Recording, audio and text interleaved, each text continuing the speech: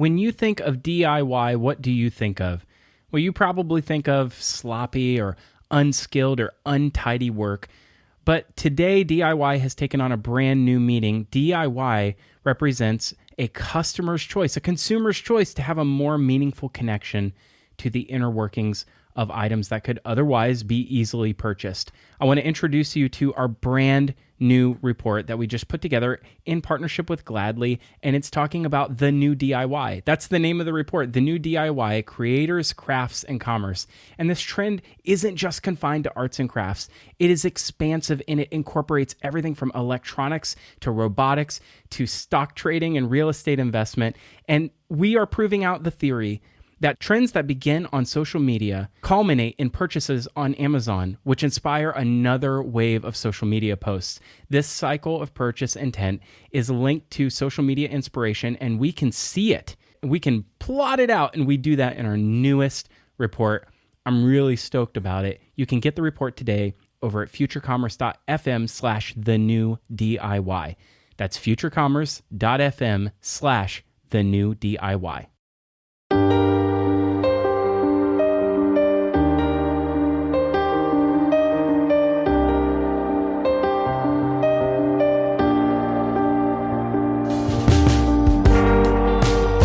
Future Commerce is brought to you by Vertex. Vertex Cloud is for businesses of all sizes, from small and medium-sized businesses all the way to enterprise. You can find out how Vertex can help your business by visiting them online at vertexcloud.com/futurecommerce. Future Commerce is brought to you by OmniSend. OmniSend is way more than just email marketing. Drive more sales and combine more channels with one platform.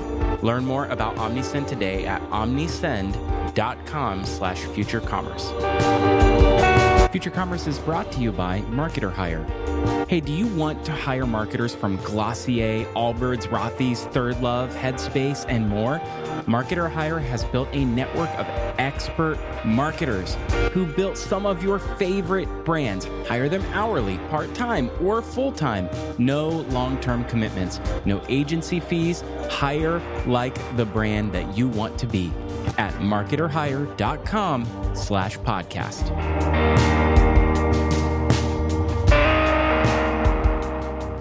Hello, and welcome to Future Commerce, the podcast about next generation commerce. I'm Brian.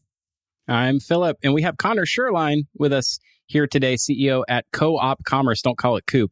It's Co-op Commerce. Welcome to the show, Conner. Thanks so much for having me. Appreciate it. I follow you on Twitter, and aside from following you on Twitter, I have heard about Co-op via Twitter from people that keep just running into it by chance. Right. I understand what it is, but I think it's probably better that you explain what Co-op is and maybe a little bit about yourself in the process. Yeah, that sounds great. So hi everyone, I'm Conner. I spent most of my career at Facebook and Instagram, and while I was there, I saw crazy acquisition costs from 2013 to 2018. Prices going from sub $2 CPMs to well over $75 for the last few weeks during the election. So I decided that there was something else that we could do about that by enabling brands to partner together. So we've created Co-op. First and foremost, Co-op is a community of like-minded brands that have decided that working together is in their best interest and that they can grow together. And second, Co-op is a technology company that basically builds the technology to support those underlying partnerships. Our first product is a post-purchase experience that allows brands, after they've captured a conversion, to promote other complementary brands that their customers might like.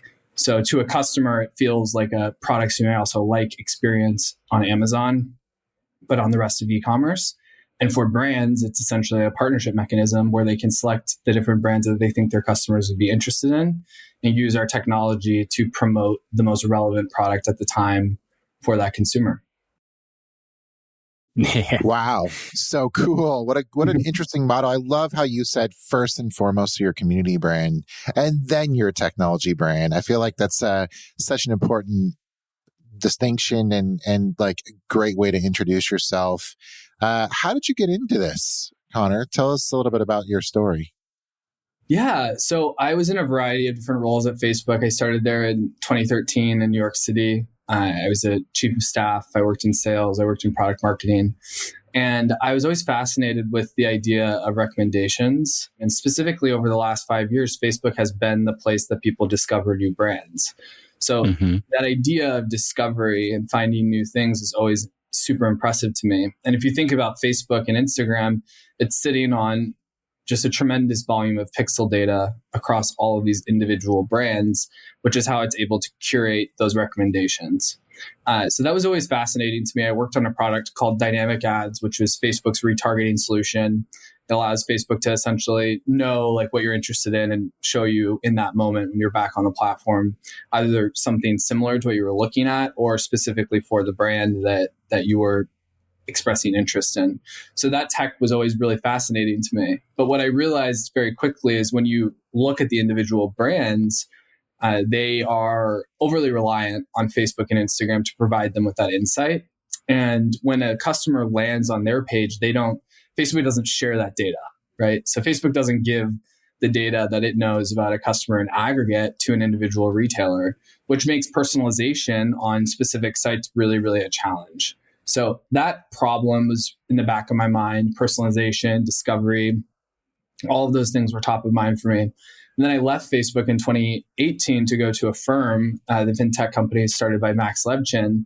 And there I just learned way more about these e-commerce brands in general, their tech stack, how they build their websites, what metrics they care about.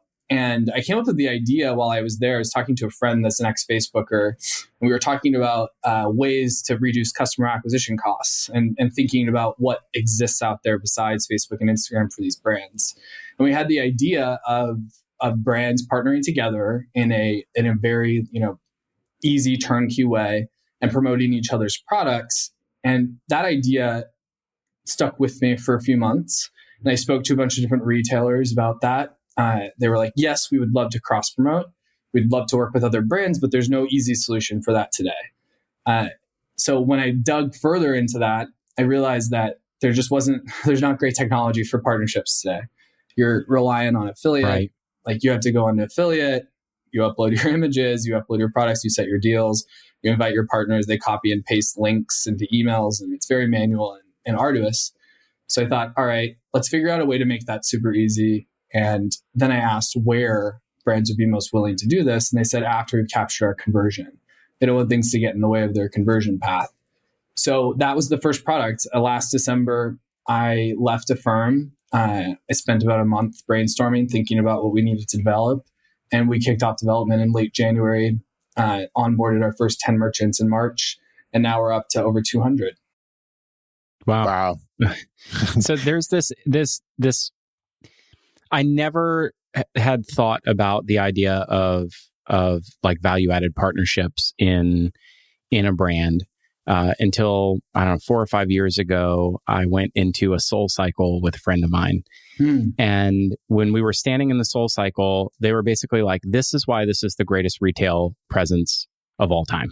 And they basically said, you go to the bathroom and Le Labo's in the bathroom, right? You go out to the lobby, there's Lululemon in the lobby, there's Lord Jones in the lobby. Like, this brand is built on value-added partnerships that elevate and anchor what Soul Cycle is by virtue of who you're standing next to. Like, it automatically elevates. It does the 1 + 1 = 3.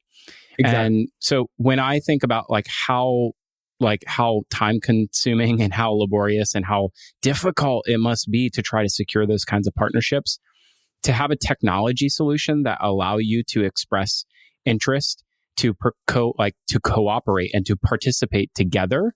Yes. That is mind blowing to me, because I think that is the future, especially when more and more brands are fully digital and more brands have to understand that they're going to have to cooperate and not compete to win in digital.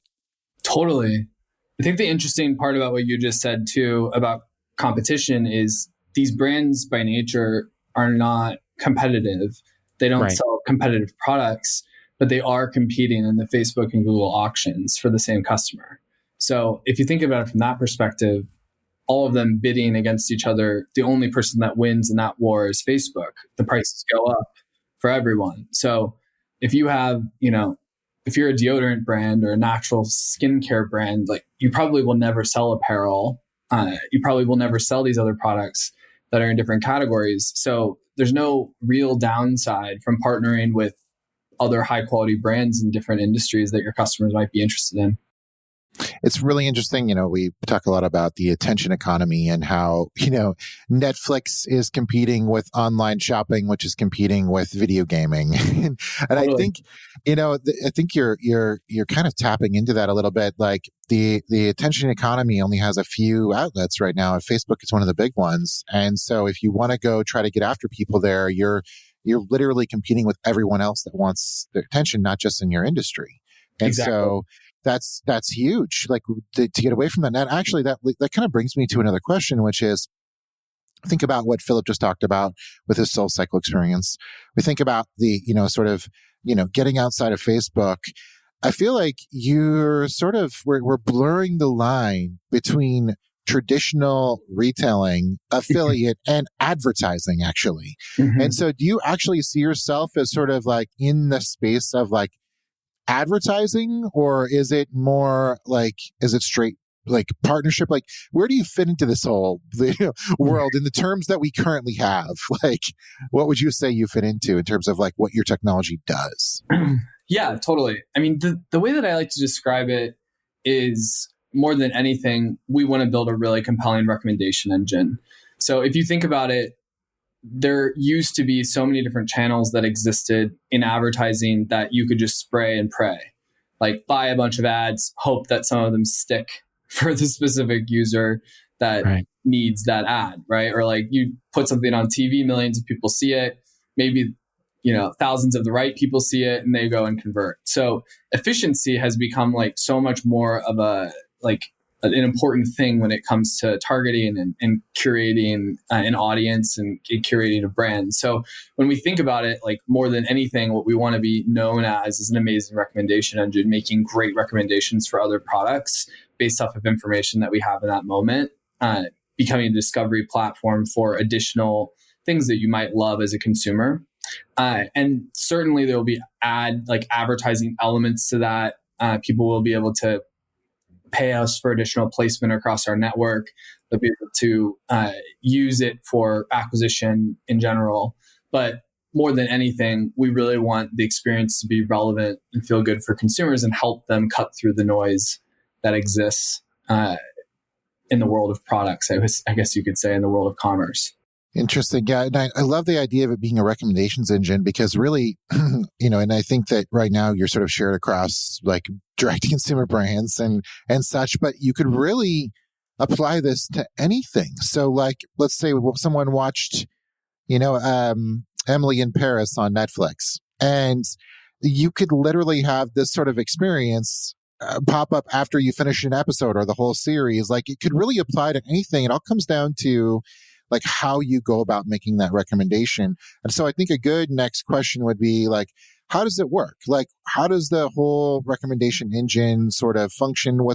Seems like there need to be a lot of mechanics to make sure that it's fair and like how people are getting surfaced. Like, would love to hear a little more about that. Yeah. So we've built an algorithm that essentially works in three ways. The first way that it works is every time you show co-op on your page to a customer, we give you a credit to show your brand on the network.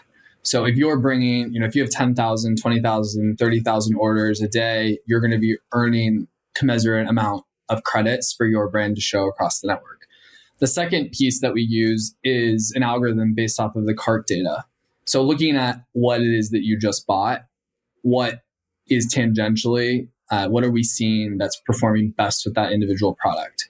Is it a complementary product? Is it something that you wouldn't expect? That's happened a few times with some brands where other products that are selling well are not what you would expect, but with data, we're able to tell. And then the third is over time, as we start to build a consumer profile, we'll know and have retargeting signals from other places that people are engaging on the internet. We'll be able to use that to curate the recommendation as well, depending on where we're seeing that customer.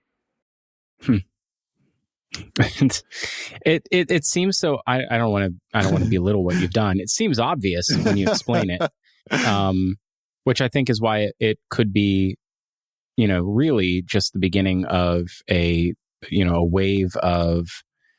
Yeah, I hate to even say it. I feel terrible to even say it. It's like no good idea goes uncopied.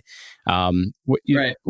You're proving out something that I think will become very commonplace and in the future. It sounds like you've built a little bit of a moat around being able to onboard so many brands so quickly. 200 is not a small number. How did you do that? Could you explain to me how you got them to all participate? I think that's super interesting.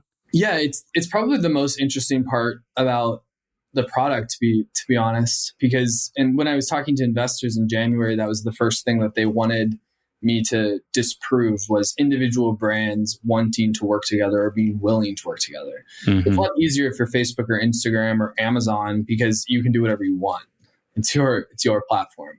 You can curate the recommendations. Facebook does this all day, every day. If you go look on a competitor's site, the second you get back in Instagram, whoever has the highest bidding price will be what you're hit with when you enter on Instagram. So if you're looking at one brand of soap and then you don't buy and you come back to Facebook, that's going to be the first thing that you see from a competitor. So Facebook uses that data to its advantage and oftentimes not for the individual brands. So for us, I think there's been a lot of, especially in 2020, with rising acquisition costs and everything that's happened with new brands and acquisition, D2C brands are looking for new avenues. They're looking for new ways to grow. And this year specifically has been a year where they've been particularly open to trying new things. So one part was timing. The second part is just building the right growth levers. So introductions from our investors and picking a group of investors that are well connected within the consumer space was a big strategy of ours. And then the second is activating the community itself. So our second largest growth lever is actually the brands that are already part of the platform, inviting partners or brands that they've partnered with previously, because this solution is so much easier for them to continue in an evergreen partnership capacity. So a lot of brands that are already live, we incentivize them with added distribution across the network to invite new brands to the network. And that sort of started to snowball, where we're now at a point where we've doubled month over month for the last 5 months with no real end in sight. Well, congrats on the success already to this point.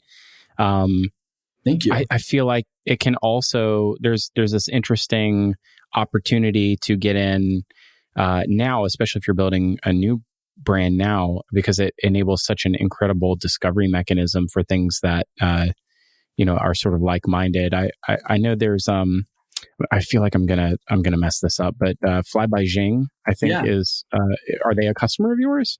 They are. Yeah. It's so interesting because the rebrand just launched last week. They were everywhere. And by nature of them being on co-op, I feel like you shared in part of that story.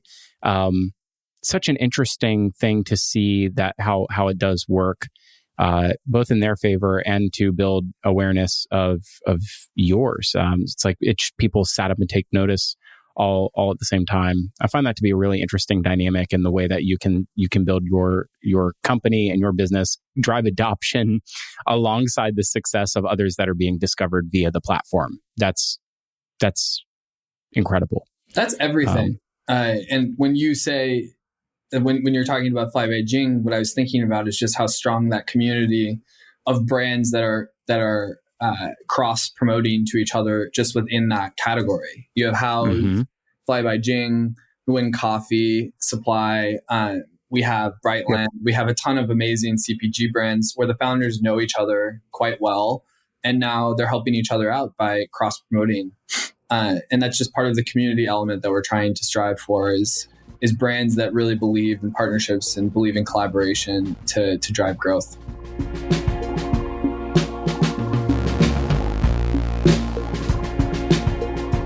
Future Commerce is brought to you by Vertex. Vertex Cloud is the automation platform for tax calculation and use tax and everything in between for businesses of all sizes. From SMB all the way to enterprise, businesses all over the world trust Vertex for their tax calculation needs, and you should too. Check them out today at vertexcloud.com/futurecommerce. OmniSend is one platform to control all of your marketing channels. From marketing automation, SMS, and email to forms and segmentation, you can bring together different channels under one platform with OmniSend. OmniSend's powerful platform allows you to link together every customer touch point with one dashboard. And did I mention they have the most transparent pricing in the entire MarTech industry? Find out why brands like Fred Siegel and Unilever trust OmniSend with their customer relationships. Find out more about OmniSend today at omnisend.com/futurecommerce. Hiring a full-time marketer? That can take months of legwork. So why bother? Hire expert marketers fast with Marketer Hire. In 48 hours, Marketer Hire's team will match you with a handpicked expert marketer who can hit the ground running. Their freelancers have expertise in email marketing, social media ads, growth marketing, SEO, and more. And they're available on demand. No retainers, no long-term contracts, and no risk. You don't sign or pay anything unless you choose to work with someone. We know, it sounds way too good to be true, but it's true. Check it out right now. Go visit marketerhire.com/podcast to learn more. Let's ask some hard questions, Do it. Conner, because we've definitely lathered up the love of the idea. Is Huron on the platform? I'm just kidding. Lather.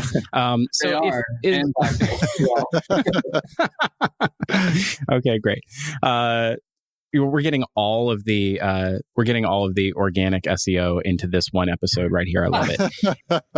I love it. How do you does someone ever ask the question about, if folks were going to buy from another brand anyway, is there a concern around average, like stealing away from average order value or AOV or potential retention business, or my ability to, have a fast follow upsell or something else? Are there other criticisms around share of wallet that kind of are leveled at co-op? Totally. It's a great question. So the first thing I would say is we actually launched upsells for same store yesterday. So we don't believe in capitalizing on cannibalizing your own growth essentially. So what we've been saying to our merchants and has been resonating really well is give your customers the choice. Show them products from your own brand and show them products from other brands and let them decide what it is that they need, right? So using the recommendation engine to promote other products alongside your products and giving your customers the choice is something that we've been thinking a lot about.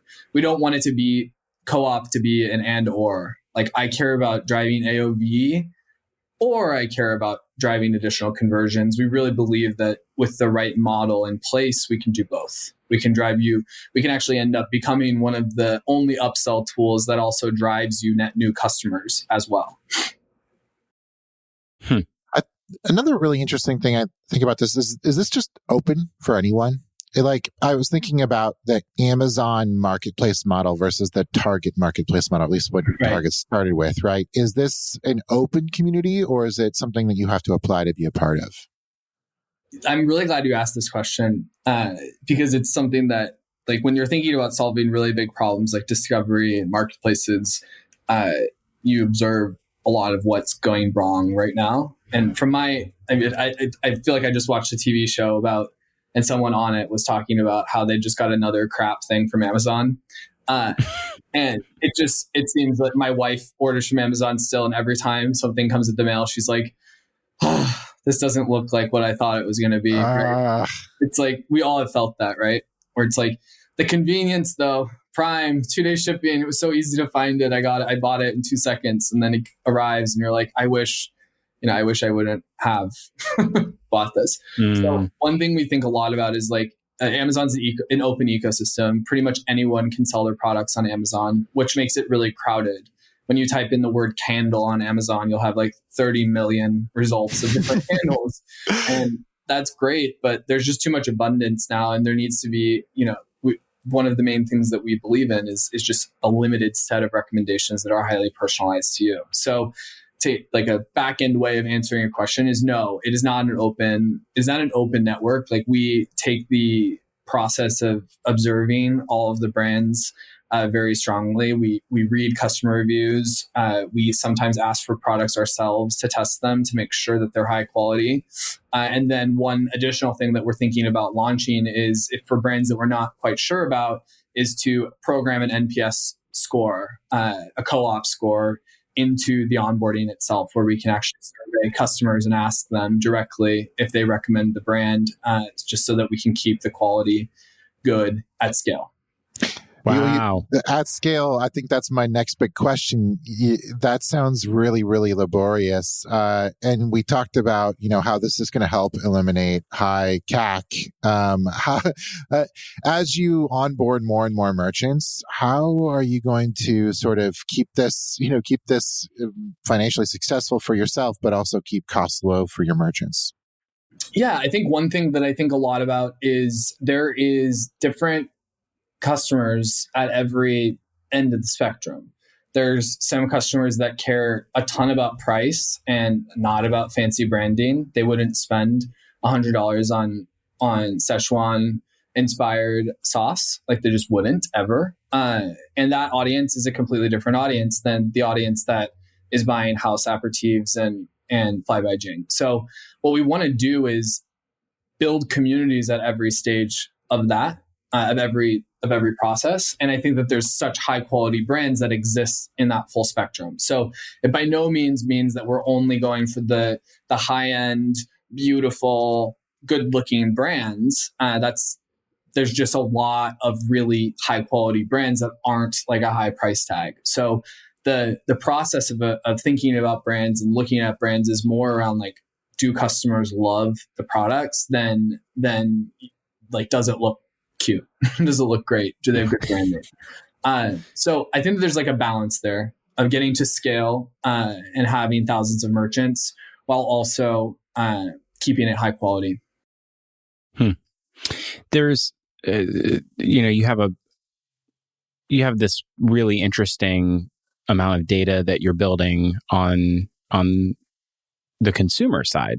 And how consumers are interacting and how they're expressing interest, satisfaction, dissatisfaction with the recommendations. That goes into making a better recommendation product. How do you get that data back to the retailer so that they can make a better product? And how do you do that in such a way that helps them to build better in the future? I guess to put it more simply, who owns the customer here? And does that, does the upsell brand have visibility into who that customer is, and do they own that customer? Yeah, they do, because they already have. The beauty of the product is, in order for someone to convert, you have their customer on both sides, right? So if you're upselling a customer, they're already a customer of you, and then it's also a customer of the downstream brand. So from that perspective, they're shared customers, and we share data around how customers are engaging across the network if that customer is that brand's customer, if that makes sense. So they're able to see the customers that have upsold on their site, and they're also able to see the upsells that they've driven. And we use that right now, we're just at the beginning stages of using that data to forge a much better partnership strategy. So right now, if you think about all the different partners that you might want to do engagements with, there's a whole slew of them, and you're a founder and you have a team of 5. It's really hard to navigate that. So you might call up your friend and say, hey, let's do a partnership. Let's do an email giveaway, but it's not a data informed decision. So one of the things that we have started to do through the co-op community is make introductions to brands that have similar customers, that have similar buying behaviors, that actually have a similar profile, and using some of the metrics that we have to index those specific partners accordingly. So as we see customers engage with brands on your thank you page, we can tell you what brands we think which brands we think have a high propensity to be successful partners for you in other places outside of co-op as well. That data that you get from that relationship, like the shared data, seems absolutely invaluable. Are you also a data play? Is this really ultimately a big data sort of business where you're going to, use that data to effectively, like, that's your value prop in the future? This is how I keep getting Parachute home catalogs at my house that I never signed up for. Right. Brian. Exactly. Totally. Yeah. So one thing I've thought a lot about is how you can take that recommendation engine and apply it to individual retailers. So like, for instance, say you're on Allbirds, you and I get the exact same homepage on Allbirds, right? But I like gray shoes and maybe you like gray shoes too, but that's not personalized right now. So there's a lot of different tools that we want to build to help individual retailers with just better personalization of their own assets, making it work better for them on site. Using that collective data to help everyone is definitely something that we've been thinking about. And I gain inspiration for that product just by working on dynamic ads at Facebook. Dynamic ads similarly work in that way, where everyone's contributing pixel data, and as a result, everyone gets like a better retargeting solution. The issue with that is that they don't own the surface. So if something happens, like if Facebook wants to do whatever they want with that on their service, they have the control. And in our case, if we start doing that and it becomes not of benefit to the merchants, they can start yanking us off of their own sites. So it's really in our best interest to make the merchants happy and to provide commensurate value for the data that they're providing to the network. And it's the biggest, hence the name co-op, is a give to get, making sure that brands are receiving commensurate value for what they're contributing, and anything that we do in data will be under that guise.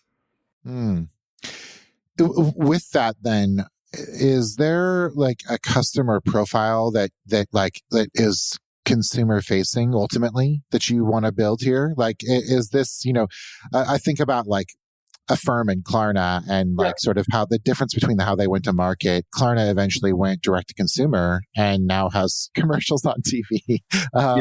And like, is this ultimately something where like people sign in and like they that way they've got sort of a profile? Are you building a brand or are you building a brain? That's the question. That is the question. I like that question. I think it wasn't. I stole that from someone else, by the way, so I can't claim credit for it. But you heard it from me, and so therefore, I'm the one who said it. I think the first thing I would say is it's still early days, right? Like we are still at the earliest stage of understanding like where we have the strongest level of product market fit and where we want to live in the ecosystem. Like, do we want to be a B2B company? Do we want to be a consumer company? I personally love the consumer challenge. I feel like there's so much wrong with discovery for consumers right now. And there's such a monopoly on where to discover new things that personally, that's the challenge that I'm most attracted to. So that would lend itself to figuring out a consumer play, understanding how to build better loyalty programs, maybe across the network, figuring out ways to incentivize customers to shop within the network and to not leave it, and building almost like an unmarketplace marketplace of all of these individual retailers with, us bridging them together, but them still owning their storefronts. So that's something that we've been thinking a lot about, and thinking about what the consumer value prop needs to be in order for that to unfold correctly. Oh my gosh, my brain is like flying right now. I can see it. I can see it from all the way over here, I Brian. bet you can. I'm thinking Chrome extension where other platforms that provide like information about customers. You're shouting. So I know. I'm shouting. Yes, I get it. You're so excited. I am freaking out. Oh my gosh. Fit data, like carbon footprint, everything can all go in this, and you could. There is a lot that can happen here. Oh my gosh, Brian's ready to invest. Where does he cut a check? Yeah, where do I sign? I'm in. It's a really fun problem, and it's something that it's especially for 2020, right? Like, I mean, everyone that's in e-commerce right now is riding a wave that is unprecedented, and the energy, on this side of the house and with the brands themselves is just so strong. There's going to be some fundamental, massive companies built in this era for sure. Yeah.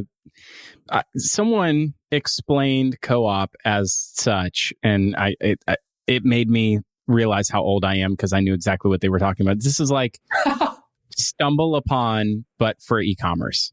And I kind of love that as the elevator pitch. It's like, I'm going to stumble upon a brand that I didn't know that I was going to love, but I do love.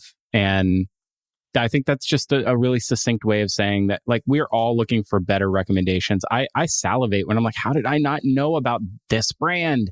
Right. It's such an interesting thing. That's like, if it's not in the Twitter sphere, I'm probably not finding it. And there are hundreds and hundreds of like-minded brands that are in search of consumers. Yeah. And they need a place to be able to connect. And I think that this is just brilliant. I really do. I wish you so much success because this is such a necessary thing. So we've talked about a little bit of phase 2. There's also a second side of this. We talked about products, but there's so much other stuff out there on the internet that needs help. Eventually down the line, and maybe I'm giving away all your business secrets, maybe I'm not, but like, it seems like there'd be an opportunity to recommend content in or against these products as well, to explore and learn and grow. And like, I feel like there's a whole additional side to this that, like, once you nail product, you've got a whole new set of stuff you can go after. Yeah, there's a lot of industries that are in a similar place. There's just too much. There's way too much going on, and there's a need for a better recommendation. Even in enterprise, it's kind of insane. Like, there's so many SaaS tools now. There's like hundreds of SaaS tools, all for different businesses. Like, all of them are going to market, spending so much money to acquire customers. You see like this partnership play with Brex and Ramp and some of these fintech companies that are really taking it upon themselves to, like, get discounts and offers from all of these individual companies to help with the stack of a startup. There's so many different industries that need that. Newsletters today is another one. There's hundreds of new newsletters in 2020. How do you find the ones that are most relevant to you that you didn't know about, that are written by individuals? So I agree. We're starting with commerce. It's definitely where we'll be focused for the immediate term. But I'm excited about all of this coming to light. Personalization really seeing its heyday in the 2020s. Brian, well, he just got co-op. He just got co-opcommerce.com. Don't make him change his domain again. I know. Co-op.world. Ooh. Yes. Don't get FM, whatever you do. It pigeonholes you. Promise. I can speak from experience. Conner, it's been great to have you on the show. Any parting thoughts? Where can people sign up and get to be part of the community that you're building of brands and recommended brands? For the rest of the year, we're actually doing a promotion for any new brand that joins us. They'll earn 10,000 premium displays across the network between now and the end of 2020. So feel free to go to platform.coopcommerce.com to sign up and put in the referral code Future Commerce, and we will love it.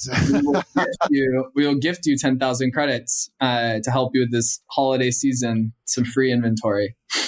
That's the hustle right there. We're not getting paid anything for this show. I didn't get any credits. So that's totally for you guys. I love it. I love our audience, and Conner, hey, game recognized game. I love the hustle. This is so cool. I love seeing this kind of innovation. I love that you were game to come on the show. Thanks for doing a podcast. And thanks for being so transparent and open. Like I said before, we wish you so much success. Thanks so much. Appreciate it. Thanks for listening to Future Commerce. And we want to hear from you right after you go sign up for Co-op.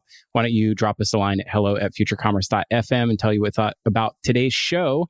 Stick around. We got some really cool things coming up. We have our vision report coming in early January. And if you want to get on the list so that you'd be the first to read about the top 10 things you need to watch out for in 2021, go right now, subscribe to Future Commerce Insiders. Get it at futurecommerce.fm/subscribe.